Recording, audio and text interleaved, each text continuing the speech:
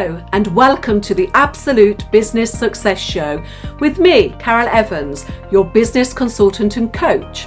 I've worked in business all my adult life and set up and run a number of my own businesses over the last 15 years. In this show, I'd like to share with you the tips and strategies that have helped me create success in my business and life, as well as those in my clients. In this series, I'm going to be interviewing women who inspire and asking why she does what she does. If you want full inspiration, then why not hit the subscribe button so you don't miss out? And if you'd like even more information, then why not head over to my website at consultancyandcoaching.co.uk. Here you'll find lots of wonderful freebies that'll help you make the progress you desire. Now, let's get started. Hello, Olivia, and welcome. And thank you so much for joining me this morning and for providing us with some Monday morning motivation. Hello. Hi. So why don't you just tell us who you are and what you do? Hi. Yeah, I'm Olivia Bushnell. I'm a social media manager and copywriter, but I primarily work with businesses with morals and manners. So I'm slightly different in the social media manager game in that I'm not really more hustle. I'm more like be authentic, be honest, be doing good in the world. Oh, that sounds so refreshing. You got me straight away at the morals and manners aspect. So kind of what was your driving force then to decide not only to be a social media manager, but to be one that does want to set out something that's in a much better place in the world? It's various things really. I mean, personally, I am pretty anti-hustle. I'm pretty moral, values driven myself. Yeah. So it was definitely a lot personal experience and that. And also I know it works. And I know there are a lot of people who are doing or want to do good in the world, and they feel like they can't because they have to be promoting themselves in a set way. They have to be doing what everybody else is doing. They have to be creating more content. They have to be doing more of this, more of that, more of things that they don't enjoy. And I wanted to help those people to be out there and reach people without feeling awful about it. Yeah, that must have been a great relief to a lot of your clients. Yeah. You don't have to do the hustle. Yeah. And I think it leaks into people's personal use of social media as well. I think there's a lot of people who use even their personal accounts in what is essentially a business manner, even though they're not running a business. They sort of have this attitude of they have to be following these many people, they have to have that many followers themselves, if they don't get this many likes, if they don't post this often. And you don't have to, that's not how it works. Yeah, no, I can imagine though that it's been quite a challenge for you to establish a business with such morals and standards yourself. So do you want to talk to us a little bit about some of those challenges that you've found? For me, really, the biggest challenge was sort of owning what I do myself and putting it out there in a way that was unapologetic, basically, and saying, look, no, this is how I do social media, and I know it works. And that's how I do it because that's who I am and that's what I offer. Because when I initially started, I did start off as sort of doing various different things, and I didn't really put that out there. It was just like, yes, I'm a social media manager. And as soon as I started saying, look, no, I don't think you have to do this thing that is popular at the minute. No, I don't think you need to be posting that much. People sort of came.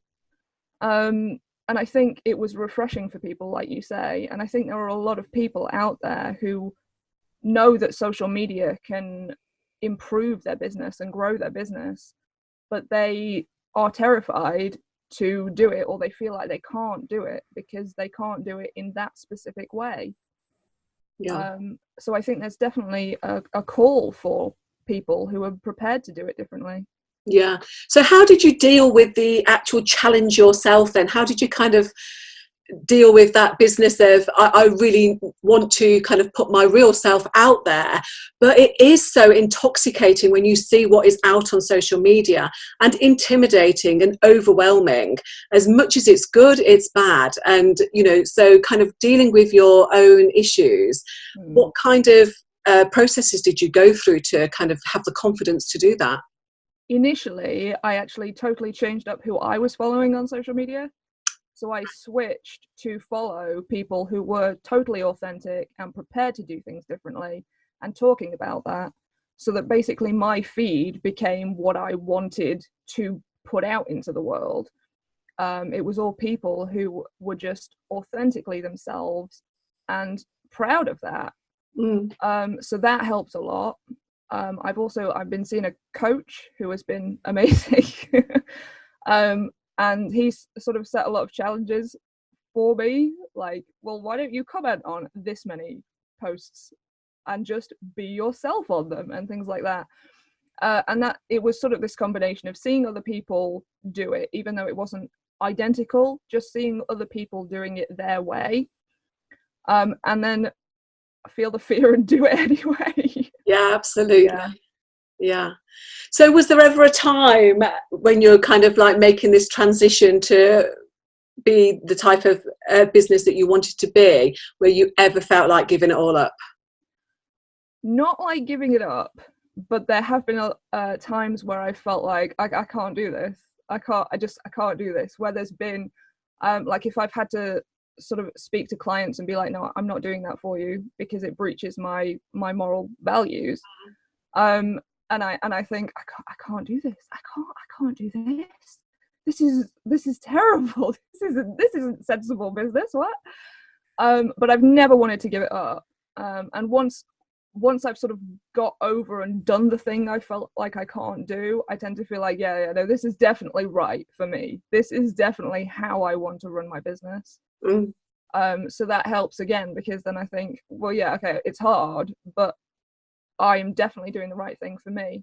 So. Yeah, it makes so much difference, I think, when you are absolutely, truly in touch with the person you want to be in terms of running your own business, and that you don't get dragged into doing things within that business that take you outside of your values. And that's a whole new topic on on values and being true to those.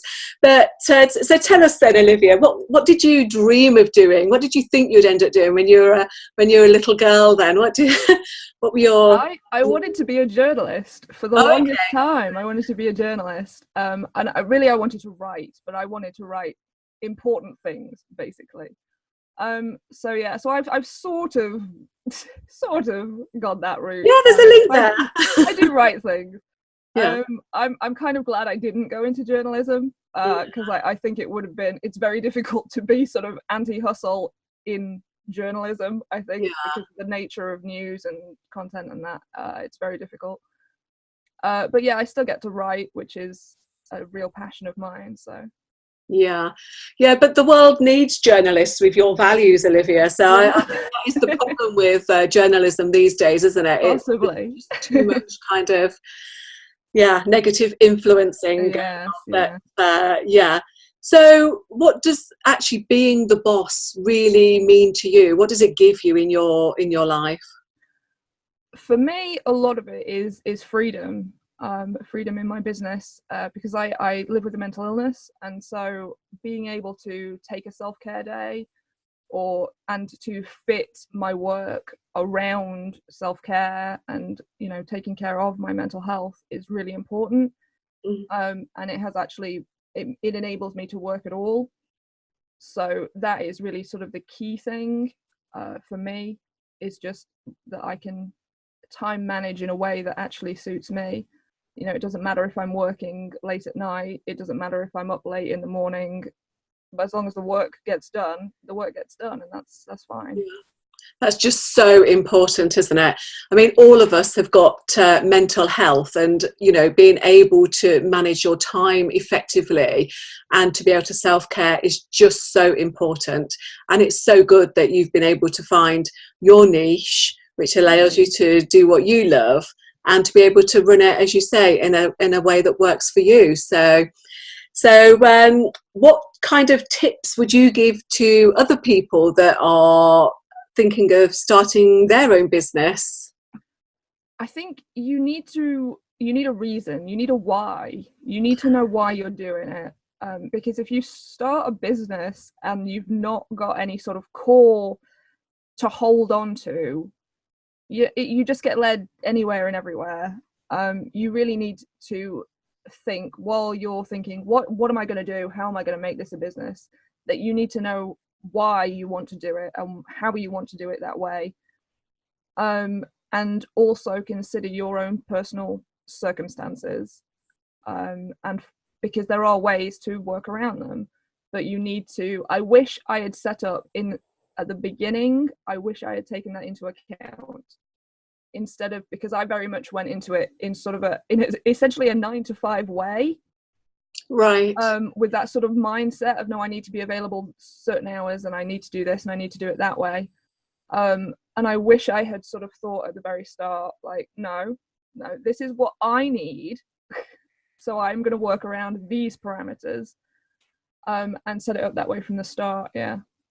That's really interesting. And this is why interviews like this are just so important, because people new to their business might feel the same. And I know when I first moved from my 9-to-5 to self-employment, that I had exactly the same attitude. I'd get up, I'd even put my suit on and come and sit in my home office, because I felt I had to be that prepared. And I think being able to flex your business around to suit you is just incredible, because that's what living a fulfilling life is all about, isn't it? And running your own business should enable you to do that.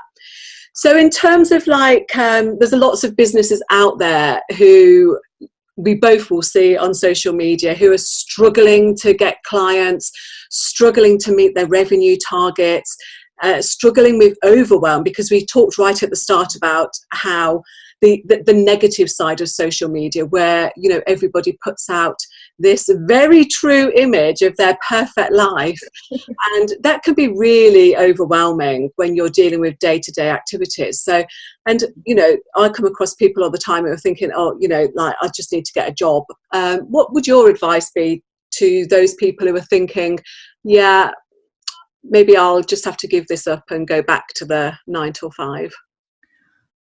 I think you need to go all in. Even if it's sort of a side hustle, you don't need to give up your job, but you need to, when you're working on your business, you need to commit to your business. You need to you've got to give it all you've got to know if it's going to work. And I think there can be, I know I had it, this fear of failure, basically, sort of like, well, I'll just gently go. I'll just very tip my toes in, and see if that, see if it won't work. You have to really go for it, and then judge what's working.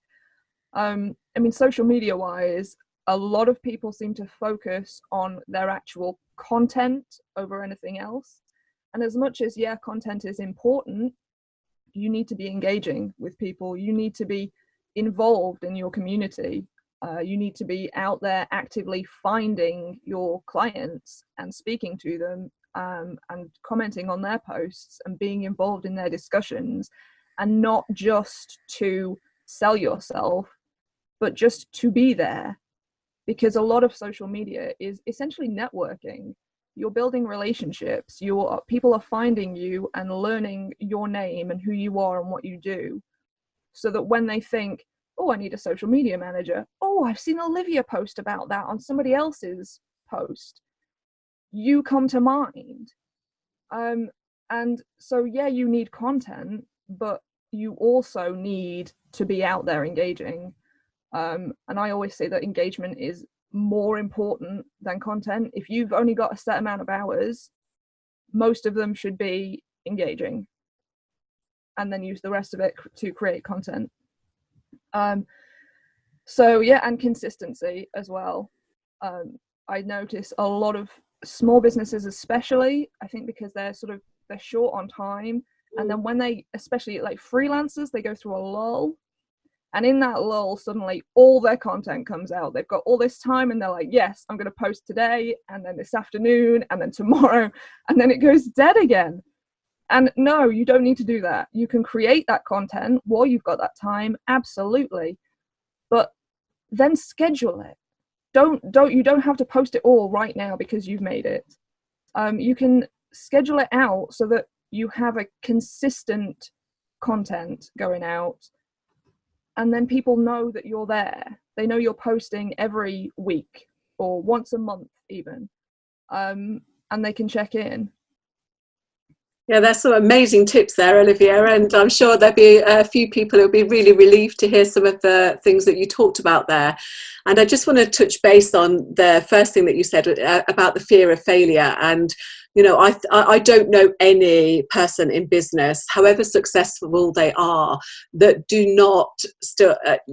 not still suffer with a fear of failure from time to time. And, you know, the thing to remember is that it is just a thought. You know, it isn't actually anything real. It's just a thought. And as you said, you know, so many people just dip their toe in. But if you dip your toe in, all you're going to get is a little dip back. And that just isn't enough to sustain anybody. So, you know, I think that's some really great points that you raised. And obviously in terms of your speciality in social media and those tips that you just mentioned, and what kind of time do you think that it takes in your week to actually kind of do this level of engagement, and what kind of social media platforms? Is it specific to individual businesses, or how do you decide that? It really depends on you, your business, your industry. It depends on so many things. I tend to advise people, especially if they're sort of freelancers and small business owners, to be where you enjoy. So if you enjoy Instagram and you can't afford a social media manager, then use Instagram. You don't have to be also on Facebook and MeWe and TikTok and everywhere. Like you don't need to be the places that you actually enjoy being, because then you will actually post there and you will actually engage there because you enjoy being there. And the other thing is, you don't need to be everywhere, because I see a lot of people who think they need to be on every single platform, and you can't do it. It's not sustainable unless you've got an entire team behind you. Because it is a full-time job, social media, especially if you're doing it as a business. You know, engagement can take a lot of time, especially if you are sort of grassroots building it from nothing, because you have to be going out there doing the engagement. You have to be finding people to speak to. You have to be finding groups to comment in. You have to be very proactive about it. And obviously content, if you want more content going out, yes, more people will find you faster, but that you've got to weigh up the time that it will then take you to both create the content, schedule the content, to do hashtag research if you're on Instagram, and things like that. It's not a 5-minute job, basically. No. And also a lot of people have this attitude that sort of, well, you know, my niece, she uses Facebook, so she can do it for me. And like, yeah, but it's very different to, you know, actually running a business social media account, because it needs to be professional, which is very different to posting on your own Facebook page. You need to be targeting your actual client base. You can't just post, you know, this photo of my dog from yesterday, doesn't it look cute? There needs to be a reason behind it. There needs to be a strategy behind it. So yes, you can do it on your own. If you're just starting out, no, you can't afford a social media manager. But equally, you need to read into it. You need to find out who your clients are and where they are and what they want. Yeah, some more great tips there, and all I can say from listening to you is that your services would be highly recommended, because it does sound like it's a lot of work to actually gain the real traction that you need. And I think sometimes as a small business owner, you can be distracted by the numbers game. You know, people saying, oh, I've built up my followers to X amount of 100 in, you know, the first month or whatever. And, you know, that doesn't really matter, does it? It's like, but I think they are vanity indicators, aren't they? And so I think what you've said is really, really great and good advice for all of us.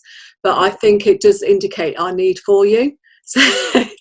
So tell us, Olivia, you know, where can people find out more about you and what you offer and your services?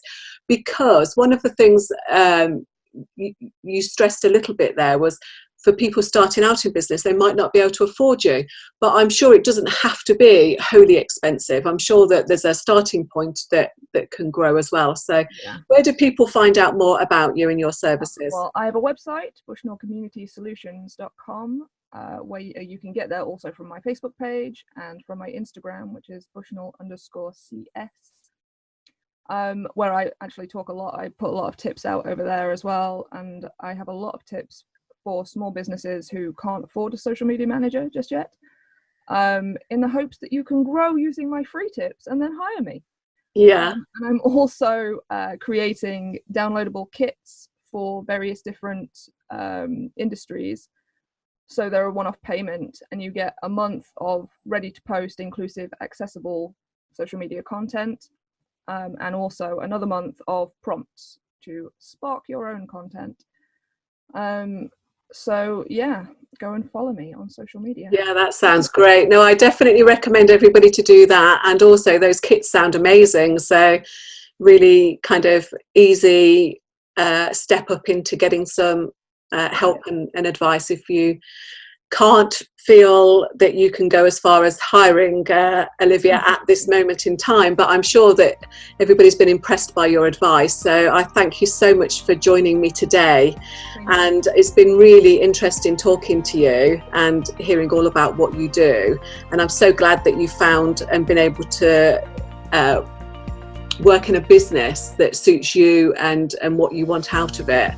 And that's the purpose really of being in business, isn't it? That you can do what you love and work it around your own lifestyle and be happy. So which is really, really important. So thank you everybody for joining us today and for listening in. And I hope you all have a great day and a great week. Thank you. And thank you very much again, Olivia. Thank you for having me. Pleasure. Thank you so much for watching this episode, which I sincerely hope you found both beneficial and enjoyable. Now don't forget to head over to my website at consultancyandcoaching.co.uk and download the freebies there. Stay tuned for the next episode. Now go out there and create great success.